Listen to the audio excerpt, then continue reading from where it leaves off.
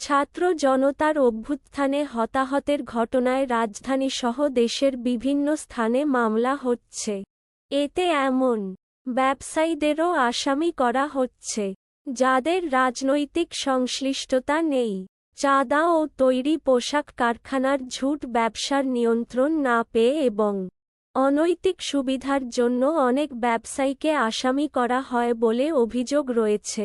জানা গেছে, মামলায় কারা আসামি হবেন না হবেন সেটা অনেক ক্ষেত্রেই নিয়ন্ত্রণ করছেন সংশ্লিষ্ট এলাকার বিএনপি বা দলটির অঙ্গ সহযোগী সংগঠনের নেতারা।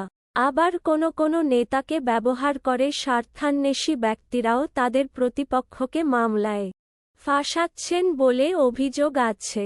ঢাকার পার্শ্ববর্তী শিল্পাঞ্চল নারায়ণগঞ্জেই এমন ৫টি মামলা পাওয়া গেছে, যাতে অন্তত ৭ জন ব্যবসায়ীকে আসামি করা হয়।